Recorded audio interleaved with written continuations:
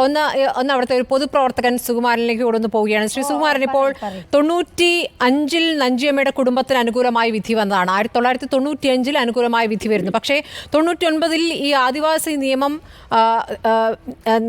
നഞ്ചിയമ്മയുടെ കുടുംബത്തിന് തിരിച്ചടിയാകുന്ന രീതിയിൽ ആദിവാസി നിയമം മാറ്റി എഴുതപ്പെടുന്നുണ്ട്. അപ്പോൾ എങ്ങനെയാണ് ഇപ്പോൾ നിയമപരമായുള്ള സാധുത എന്നാണ് താങ്കൾ മനസ്സിലാക്കുന്നത് ഈ പർട്ടിക്കുലർ കേസിൽ? ഇപ്പോൾ ഏറ്റവും അവസാനമായി 1975-ലെ ആദിവാസി ഭൂസംരക്ഷണ നിയമവുമായി ബന്ധപ്പെട്ട് 95-ൽ ഒറ്റപ്പാലം മാർഡിയോ ഉത്തരവിട്ട ഉത്തരവാണ് അന്തിമം എന്ന് കഴിഞ്ഞ 6-ാം മാസം 6-ാം തീയതി പാലക്കാട് ജില്ലാ കളക്ടർ ഒറ്റപ്പാലം മാർഡിയോയ്ക്ക് അന്തിമ നിർദ്ദേശം നൽകിയിട്ടുണ്ട്. ഇത്തരം ഒരു ഉത്തരവിനെതിരെ ഒരു തീരുമാനം ഇനി ആർക്കും എടുക്കാൻ അധികാരമില്ല, അതുകൊണ്ട് അത്തരം കാര്യങ്ങളെ കുറിച്ച് ചർച്ച ചെയ്യരുത് എന്ന് അന്തിമ ഉത്തരവ് മറ്റൊരു കേസുമായി ബന്ധപ്പെട്ട് ഹൈക്കോടതിയിൽ കൊടുക്കുന്നതിന് വേണ്ടി പാലക്കാട് ജില്ലാ കളക്ടർ തന്നെ ഒറ്റപ്പാലം മാർഡിയോയ്ക്ക് കഴിഞ്ഞ 6-ാം തീയതി ഉത്തരവിട്ടിട്ടുണ്ട്.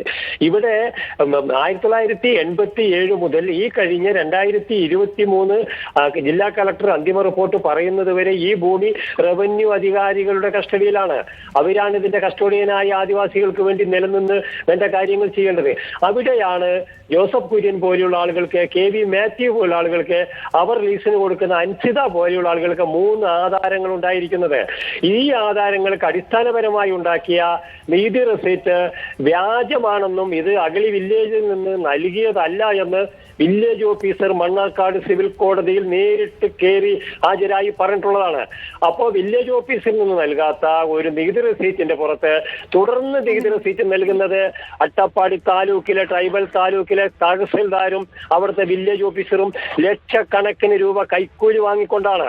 ഒരിക്കൽ ഇതെല്ലാം റദ്ദ് ചെയ്യപ്പെട്ടതാണ് കളക്ടർ നിർദ്ദേശപ്രകാരം. എന്നാൽ അവിടുത്തെ തഹസിൽദാർ ഈ റദ്ദ് ചെയ്ത അതേ നികുതി റെസീറ്റും കൈ സർട്ടിഫിക്കറ്റും തുടർന്ന് നൽകണമെന്ന് പറയുകയും അത്തരം രേഖ ഉപയോഗിച്ചുകൊണ്ട് പെട്രോൾ പമ്പ് സാക്ഷനാക്കുന്നതിലേക്ക് വരെ പാലക്കാട്ടിലെ റവന്യൂ ഭരണകൂടം ലക്ഷക്കണക്കിന് രൂപ കൈക്കൂലി വാങ്ങിയിരിക്കുന്നു. ഈ ജോസഫ് കുര്യൻ മാത്യു എന്നാണ് താങ്കളെ മനസ്സിലാക്കുക? നാട്ടുകാരനാണോ? അവിടെ വേറെയും ഭൂമി ഇദ്ദേഹം ഇങ്ങനെ വാങ്ങിക്കൂട്ടിയിട്ടുണ്ടോ?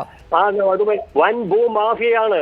ഇതേപോലെ ഇത്തരത്തിൽ എക്സ്പെർട്ട് വിധികൾ ഉണ്ടാക്കി നിരവധി ആധാരങ്ങൾ ഈ മാഫിയകളുടെ കൈകളിലുണ്ട്. ഇതെല്ലാം പോലീസിനെയും റവന്യൂവിനെയും സ്വാധീനിച്ചുകൊണ്ട് കോടതിയെ തെറ്റിദ്ധരിപ്പിച്ചുകൊണ്ട് ഇവർ ആധാരങ്ങൾ ഉണ്ടാക്കുന്നു. ആ ആധാരങ്ങൾക്ക് തുടർന്ന് രേഖകൾ നൽകാൻ റവന്യൂ അധികാരികൾ തയ്യാറാവുന്നു. ഇത് വെച്ചുകൊണ്ട് വൻ ഭൂമാഫിയ സംഘങ്ങളാണ്. തൊട്ടടുത്ത് ജോസഫ് കുര്യൻ തൊട്ടടുത്തുള്ള കോട്ടത്തറയിലെ സെൽവരാജ നായിക്കരിൽ നിന്ന് 20 ഏക്കറയ്ക്ക് പവർ ഓഫ് അറ്റോർണി എഴുതി വാങ്ങിക്കൊണ്ട് വ്യാജ ആധാരമുണ്ടാക്കി നികുതി അടച്ചു കൊടുക്കണമെന്ന് ഹൈക്കോടതിയിൽ പോയിരിക്കുന്നു. എങ്ങനെയാണ് നമ്മുടെ സംസ്ഥാനത്ത് ഒരാൾക്ക് 20 ഏക്കർ ഭൂമി സ്വന്തമായി ഉണ്ട് എന്ന് റവന്യൂ അധികാരികൾ റിപ്പോർട്ട് എഴുതുന്നത്? കഴിഞ്ഞ ദിവസം റവന്യൂ വകുപ്പ് മന്ത്രി നിയമസഭയിൽ പറഞ്ഞത് 15 ഏക്കറിൽ കൂടുതൽ ഭൂമി ആർക്കും അനുവദിച്ചിട്ടില്ല എന്നാണ്. പിന്നെ എങ്ങനെയാണ് ജോസഫ് കുര്യന് മാത്രം 20 ഏക്കർ ഭൂമിയുണ്ടെന്ന് ഇതേ മന്ത്രി തൊട്ട മുമ്പത്തെ ദിവസം നിയമസഭയിൽ പറഞ്ഞത്? വൻ ഭൂമാഫിയ സംഘങ്ങൾക്ക് വേണ്ടിയാണ് ആദിവാസികളുടെ ഭൂമി തട്ടിയെടുക്കാൻ റവന്യൂ വകുപ്പിലെ ഉദ്യോഗസ്ഥർ ലക്ഷങ്ങൾ കൈക്കൂലി വാങ്ങിക്കൊണ്ട് നടപ്പിലാക്കുന്നു. നെഞ്ചിയമ്മയുടെ വിഷയമൊക്കെ വളരെ കൃത്യമാണ്. ഇന്ത്യൻ രാഷ്ട്രപതിക്ക് പരാതി അയച്ചിട്ടുണ്ട്. വളരെ അത്യാവശ്യമായി സുപ്രീം കോടതിയുടെ ഇടപെടലുണ്ടാകും. വേണ്ടി വന്നാൽ റിസർവ് പോലീസിനെ ഉപയോഗിച്ചുകൊണ്ട് തന്നെ നെഞ്ചിയമ്മയുടെ ഭൂമി നെഞ്ചിയമ്മയ്ക്ക് എടുത്തു കൊടുക്കുന്നില്ലെങ്കിൽ സുപ്രീം കോടതിയിൽ വരെ പോകാൻ ഞങ്ങൾ തയ്യാറായി. നാളെ എന്തിനാണ് നെഞ്ചിയമ്മ കോടതിയിൽ പോകേണ്ട കാര്യം? അവർക്ക് അനുകൂലമായി ഉത്തരവ് വന്ന സ്ഥിതിക്ക് ഇനി എന്തിനാണ് കോടതിയിൽ പോകേണ്ടത്? കോടതിയിൽ പോകണമെന്ന് എന്തിനാണ് ഈ തഹസിൽദാർ പറയുന്നത്? ഇല്ല, തഹസിൽദാരുടെ ചേംബറിൽ മീറ്റിംഗ് വിളിച്ചിരിക്കുന്നു എന്നാണ് പറഞ്ഞിരിക്കുന്നത്. തഹസിൽദാരാണ് അഴിമതി നടത്തിയിരിക്കുന്നത്. തഹസിൽദാരാണ് വ്യാജരേഖ ഉണ്ടാക്കി കൊടുത്തിരിക്കുന്നത്. അതേ തഹസിൽദാർ വിളിച്ചിരിക്കുന്നു മീറ്റിംഗ്. നോക്കാം, അതുമാവട്ടെ. ഒരു മജിസ്ട്രേറ്റ് ആണല്ലോ തഹസിൽദാർ.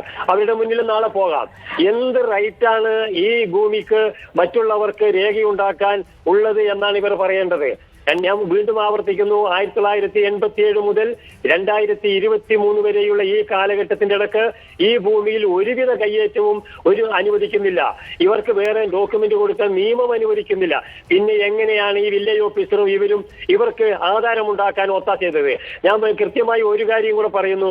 2014 ഒറ്റപ്പാലം RDO അഗളി വില്ലേജ് ഓഫീസർക്ക് നൽകിയ ഒരു കത്തുണ്ട്.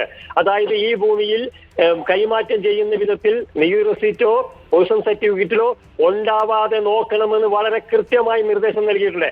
അത് മറച്ചു വെച്ചുകൊണ്ടാണ് 2017 ജോസഫ് കുര്യന് KV മാത്യുവിന് ഭൂമി വാങ്ങാനും തുടർന്ന് അൻഷിത പറയുന്നവർക്ക് പെട്രോൾ പമ്പിന് 25 ലക്ഷം രൂപക്കാണ് കരാർ ഒപ്പിട്ടിരിക്കുന്നത്, കരാർ എഗ്രിമെന്റ് ചെയ്തിരിക്കുന്നത്.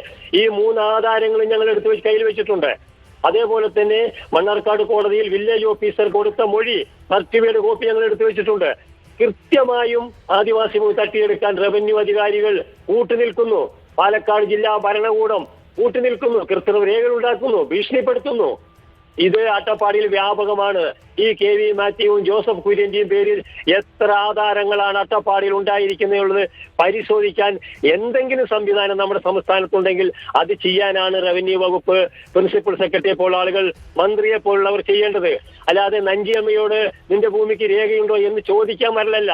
നഞ്ചിയമ്മയ്ക്ക് കൃത്യമായി ഓർഡർ ഉണ്ട്. 1995 3 സൈഡും തോടും 1 സൈഡ് PWD റോഡുമുള്ള 4 ഏക്കർ ഭൂമി. അതിൽ നടന്ന എല്ലാ കയ്യേറ്റങ്ങൾക്കും വ്യാജരേഖകൾക്കും ഉത്തരവാദി റവന്യൂ അധികാരികളാണ്. അവർ അത് റദ്ദ് ചെയ്യണം, കയ്യേറ്റം ഒഴിപ്പിക്കണം, നഞ്ചിയമ്മയ്ക്ക് ഭൂമി എടുത്തു കൊടുക്കണം. തീർച്ചയായും റവന്യൂ മന്ത്രി അടിയന്തരമായി ഇടപെടേണ്ട കേസാണ്. ഭൂമി കൈമാറ്റത്തിന് ഉപയോഗിച്ച രേഖ വ്യാജമാണെന്ന് കോടതി കണ്ടെത്തിയ ശേഷം ഈ ഭൂമി വിട്ടു നൽകാനുള്ള ഉത്തരവ് കോടതിയിൽ നിന്ന് വന്നിട്ടുണ്ട്. എന്നാൽ മാത്യു, നഞ്ചിയമ്മയ്ക്ക് ഭൂമി വിട്ടു നൽകിയിട്ടില്ല, അവിടെ കൃഷി ഇറക്കാൻ സമ്മതിക്കില്ല എന്ന തഹസിൽദാറും നിലപാടെടുക്കുകയാണ്.